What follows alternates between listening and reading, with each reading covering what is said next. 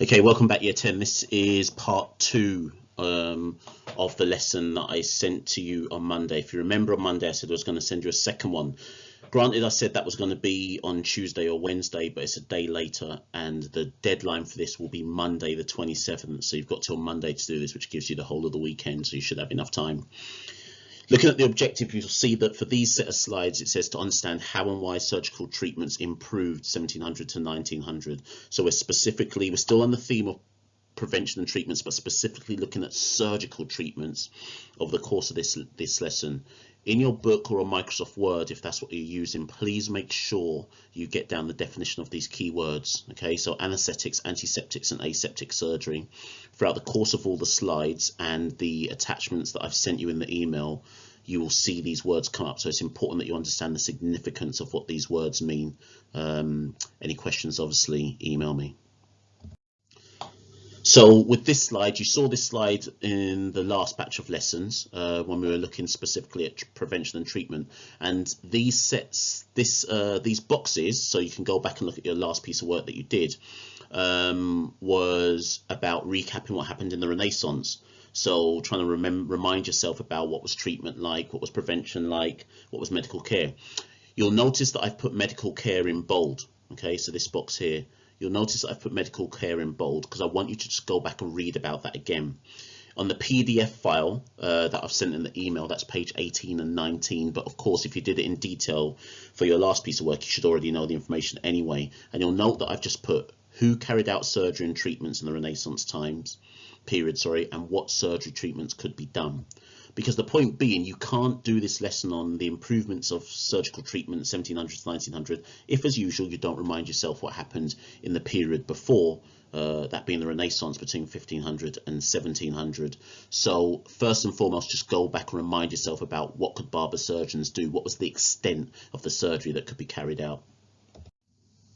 So getting into the point of this lesson, which is the improvement in surgical treatment between 1700 and 1900. With this, look at the picture. Okay, so that picture is if you went for surgery in the 1700s, and to be honest, most of the 1800s, and you had major surgery, and if you can look in the picture carefully, you'll see that what's going on is amputation.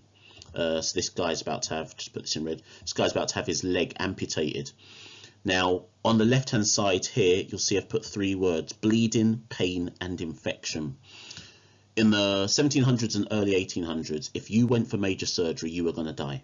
Okay, and if you look at this question I put here, I've said, why were these the big 3 issues for surgeons at the start of the period? So effectively what I'm saying is, and looking at the picture as an exemplar, why would you bleed to death? Why would you die from pain? Why would you die from infection? So in your books or on Microsoft Word, just explain to me why you are likely to die in surgery in the early 1700s, early 1800s. Look at the picture and think, what aren't they using? What doesn't happen compared to what we expect in surgery today? I don't know if any of you have had major operations, but think about all the things that go into a major operation. Look at that picture of the 1700s. Why did so many patients die? Then we get into the story of anesthetics and antiseptics. Remember, the definition is there again. So although I put the definition on the first slide, I've given it to you again as a reminder. So anesthetics, a substance that induces insensitivity to pain, and antiseptics, preventing or arresting, which means to stop the growth of microorganisms, or think bacteria. So generally speaking, in surgery, if you think about any surgery you've had, generally speaking, they'll knock you out. Not with a punch, obviously, but they will send you to sleep so that they can carry out the surgery. And antiseptics is generally speaking about making sure that the equipment that is used on you is clean to stop infection. Okay, and think back to the previous slide: pain, infection. So what you're going to do first and foremost is get an understanding. There's no point in reading anything, there's no point in doing any major work without first visualizing the story first. So you'll see I said watch the clip on the story of anesthetics and antiseptics and take key notes for an initial understanding of the story. The clip I've put in the description underneath the video, so when you click on the YouTube link in the email, I'll also provide the YouTube link for this video, and you'll be in the description on YouTube anyways. Watch it, take some notes. As you're taking notes, just think about these things. Who was James Simpson? Who was Joseph Lister? What did they discover? Why was that important? What did that change about surgery? Generally speaking, that's what you need to think about. Also, for those of you who are trying to get significantly higher grades. Think about who influences Joseph Lister, okay, and how and why. My hair is moving mad right now. So think about who influences Joseph Lister and the how and why around that.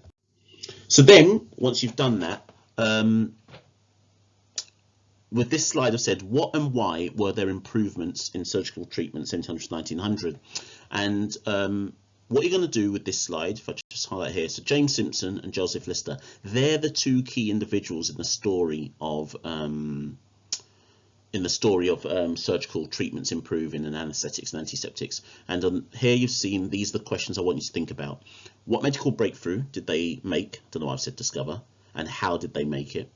What impact did it have on surgery in the 19th century? And I've said reminder, go back to slide 3. So based on what went on in the Renaissance, what impact did Lister and Simpson have on surgery? What did they change about surgery? Did any factor influence them? For those of you who are like, what does that mean? Any factor? Remember when we've been doing medicine, when we were actually back in school, there are key factors which influence the changes in medicine. So you're looking at science and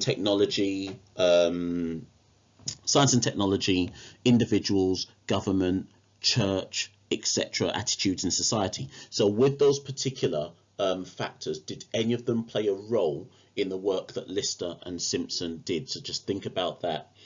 Think about that as well. Okay, so answer those 3 questions. Again, in your books or on Microsoft Word, you can set that out however you want. Okay. Some of you will no doubt be laughing at my hair situation here, but I will fix this at some point. This is a problem of live recording. If your hair wants to have a situation, then you just got to deal with it. So that's that. Again, reminder, if you're stuck though, email me. If any of that doesn't make sense, email me. Now with this slide as well, in the email I've sent you a Microsoft Word document to read. It's 3 pages long. Read through that thoroughly. Do not answer this slide 5, without first reading through that document, that Microsoft Word document, and page 29 to page 30 on the PDF document. That will also help you understand what to put in this table as well. So you can do it in any way you want in your books or on Microsoft Word, but just read those documents as well to help you understand what to do. And then also on that Word document, if you've read it thoroughly, just for this slide here, I've said, why was there opposition to these surgical advancements? So I've said, give me 2 reasons. So one reason why it took a while for their discoveries to be accepted. The point being that Lister and Simpson, despite their groundbreaking work on anaesthetics and stopping pain in surgery, and antiseptics, stopping infection or lowering the risk factors around infection in surgery, their ideas aren't accepted initially, and they face a lot of opposition. So what I'm saying is, well, why was there opposition? Why would people not want to listen to the work that Simpson and Lister did? So again, that's in the Word document that I've sent you. It's in the PDF document that I've sent you, page 2930 PDF document, and all the Word document. Read it and you'll get the answers to why there was opposition.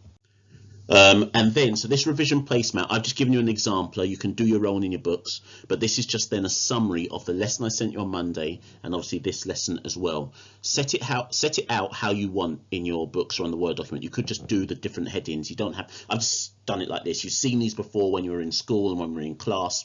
So just using those different headings, so improvements in hospital care, Florence Nightingale, just summarise bullet points, maybe 3 bullet points per box. Improvements in surgery, James Simpson. Improvements in surgery, Joseph Lister.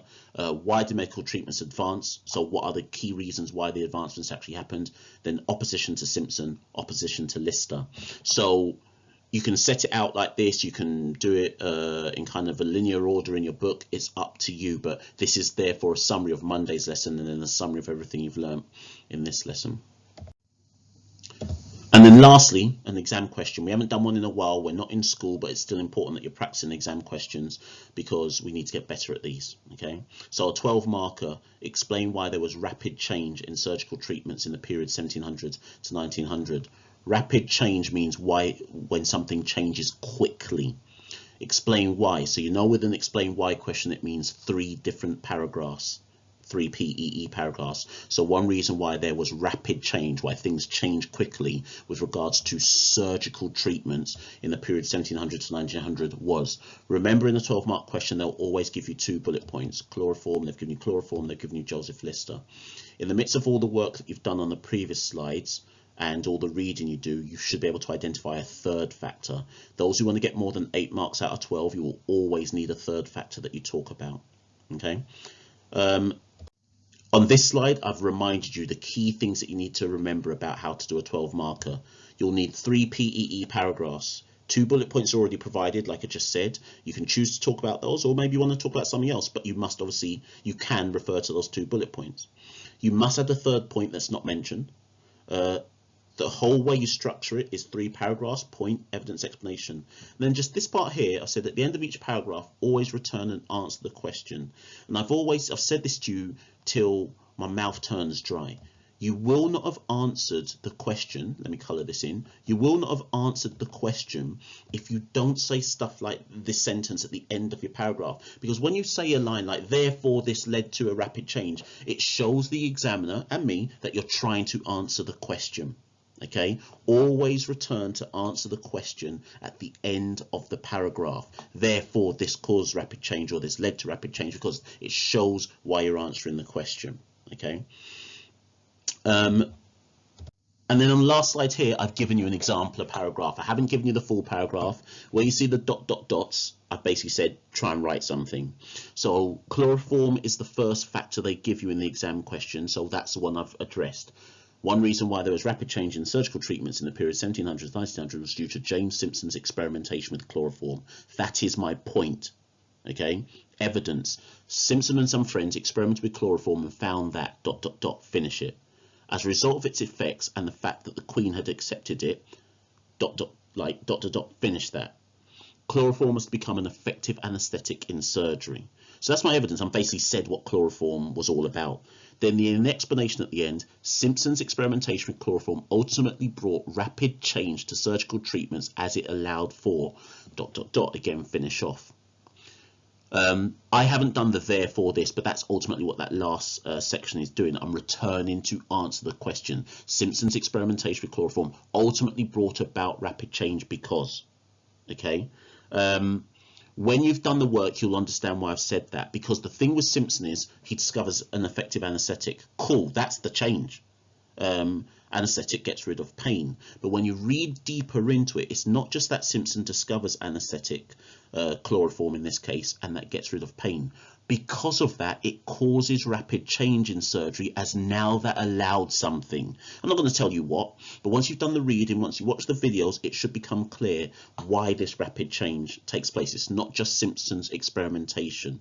Yes, that causes the change, but it leads to rapid change because with pain reduced in surgery, you can now do something. Okay, when you've done the work, you'll understand. This exam question will be hard because if you think about how we normally do exam questions in class, I say do 2 paragraphs or 1 and I'll come around and check to see if you're on the right line. If you are struggling with this, give me a 1 paragraph first. Email it to me, I'll check it, see if you're on the right line, then you can finish off the 3. Anything that you find hard, email me, etc. I'll go for it with you as normal. But this is quite lengthy, that's why I'm giving you the whole weekend. And this will be due on Monday, okay? Any questions, again, like I say, email me. Cheers, enjoy your weekend, wash your hands, keep safe, social distance, etc., etc. Thank you.